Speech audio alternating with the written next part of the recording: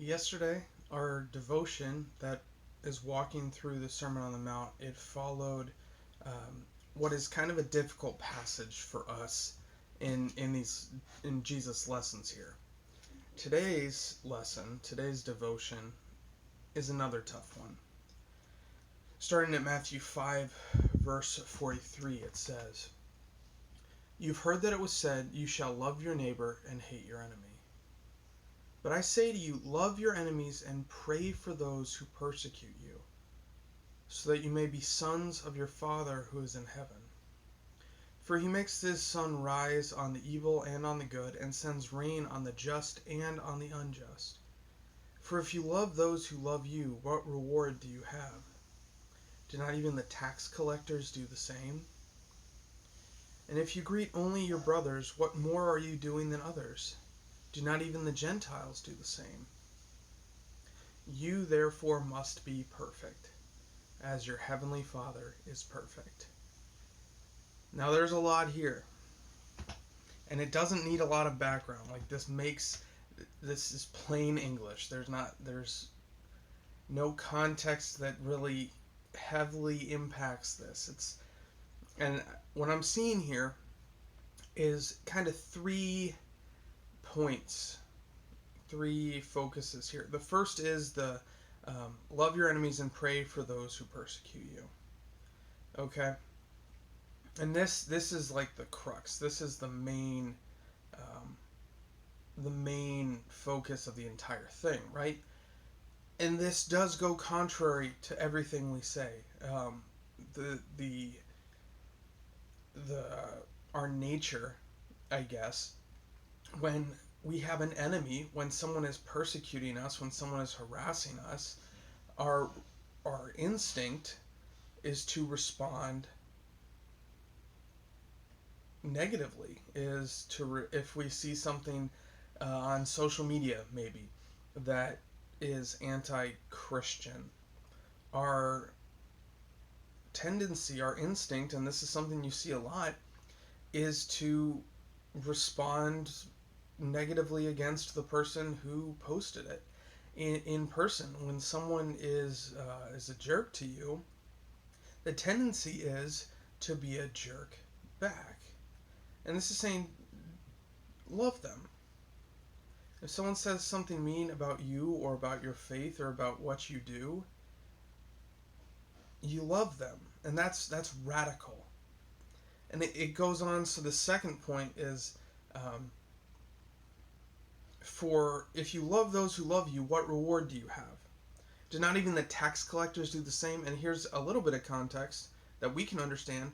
They didn't like tax collectors, and even more so than we don't. We don't like paying taxes. They didn't like paying taxes, especially not because it was to a foreign power, right? It was to Rome.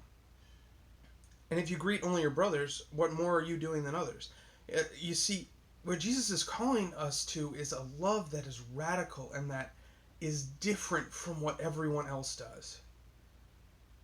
You know, everyone is nice to people who are nice to you, right? This is our instinct. This is our nature.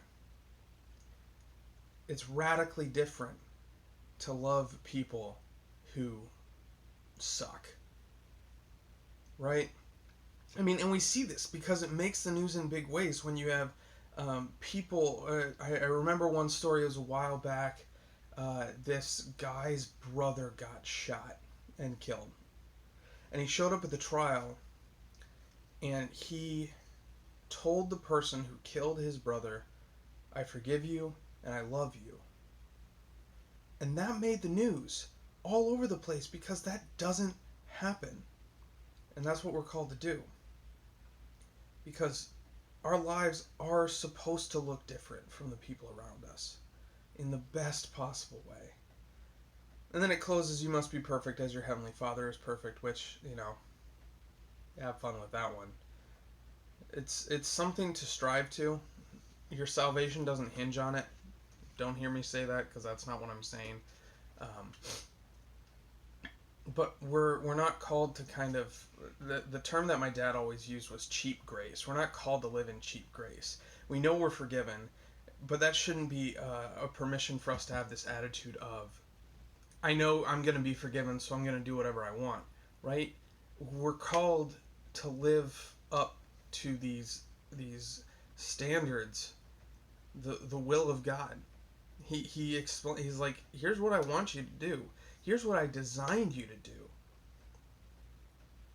And that's what we're called to. So, guys, that's what I have for you today. I apologize again for going over.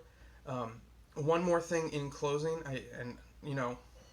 the devotion is over. So if you're done, if you're just here for the devotion, you can go. But you'll notice that the video is in a different orientation today. That is because this orientation plays much better on the Church Center app. And all of these devotions are now going to be integrated into the Church Center app for Edgewater Lutheran. So if you download the Church Center app, find Edgewater Lutheran, log in, there's a daily devotions tab, and it'll be there every single day of the week. So I'd encourage you to do that because we're going to be rolling out a lot of stuff through that app to kind of get it all streamlined. So anyway, that's my logistics announcement for the day. Brothers, with that, brothers and sisters, go in peace and serve the Lord. Thanks be to God.